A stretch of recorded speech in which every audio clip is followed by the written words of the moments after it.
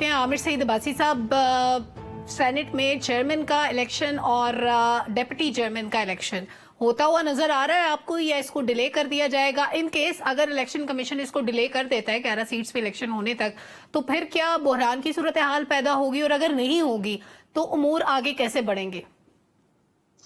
Thank you سلما. ایک تو میرا یہ خیال ہے کہ جس طریقے سے الیکشن کمیشن آف پاکستان، اگر آپ اس کو 8 فروری کے الیکشن سے پہلے بھی اور 8 فروری کے الیکشن کے بعد بھی دیکھیں، تو میرا نہیں خیال کہ الیکشن کمیشن کسی بھی طریقے سے سنی اتحاد کونسل کی درخواست کو تسلیم کرے گا.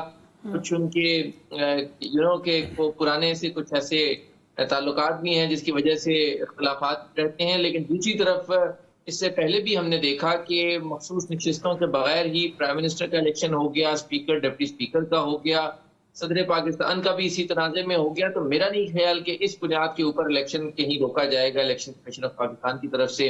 اور کیونکہ سینٹ جو ہے وہ آلدو کہ اگر اس کو آپ اخلاقی طور پہ، آئینی اور قانونی طور پہ دیکھیں تو بہت ماہرین یہ سمجھتے ہیں کہ جب تک خیبر پختونخوا کی نشستوں کا مسئلہ حل نہیں ہوتا تب تک الیکشن نہیں ہونا چاہیے چیئرمین اور ڈپٹی چیئرمین کا. لیکن کیونکہ ہم نے پچھلے کچھ عرصے سے کو بہت زیادہ ان چیزوں کے اوپر نہیں دیکھا کہ الیکشن کمیشن آف پاکستان بھی ان کا اتنا ہی خیال رکھ کر آگے چلے، کیونکہ الیکشن کمیشن آف پاکستان اس سے پہلے بہت سے اس کے اوپر الزامات بھی لگتے رہے، بہت چیزیں درست تھیں، بہت سی غلط بھی تھیں.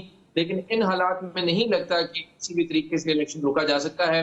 اور جس رفتار سے چیزیں چل رہی ہیں، لگتا ہے کہ یہاں اتحاد کونسل اور پی ٹی آئی کو جو ہے وہ مشکلات کا ہی سامنا کرنا پڑے گا. ان کی سیٹیں پوری ہوں نہ ہوں یہ معاملہ میٹر نہیں کرتا، بلکہ یہ کرتا ہے کہ جلدی سے چیئرمین اور ڈپٹی چیئرمین کا انتخاب کر کے ہاؤس کو چلا دیا جائے. تو لہٰذا مجھے نہیں لگتا کہ ان حالات میں جب آپ ایک سیاسی جماعت کے پاس انتخابی نشان نہیں تھا، پھر اس سے نشستیں نہیں تھی، اس کے ساتھ اور جو لیول درخواستیں تھیں وہ منظور نہیں ہوتی تھی، تو اب ان حالات میں اگر اس کے پاس ایک صوبے کی سینٹ کی نشستیں بھی نہ ہوئی تو کون سا کوئی قیامت آ جائے گی؟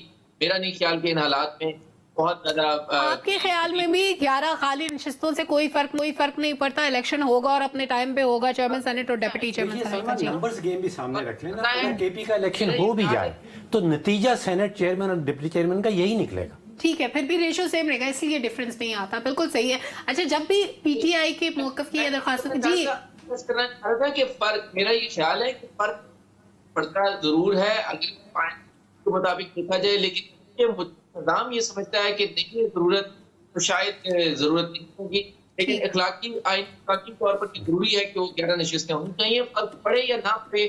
لیکن یہ جو کسی بھی سیاسی جماعت کا بنتا ہے، جو نشستیں کسی سیاسی جماعت کی بنتی ہیں وہ اس کو ملنی چاہیے. اور دوسری طرف جو معاملہ ہے نشست خالی چھوڑ کے اور اگلی راؤنڈ پہ چلے جانا، یہ بھی میرے خیال میں نہ جمہوریت کے لیے اچھا ہے، نہ ملک کے لیے اچھا ہے، نہ سسٹم کے لیے اچھا ہے. لیکن آج اگر کوئی سیاسی جماعتیں نا ایک طرف کھڑی ہیں نا، کل دوسری طرف کھڑی ہوں گی، کیونکہ ہم نے تو یہ ٹیبل اسی طرح دیکھا ہے کہ پہلے ایک سائڈ پہ کھڑے ہوتے ہیں، پھر دوسری سائڈ پہ کھڑے ہوتے ہیں.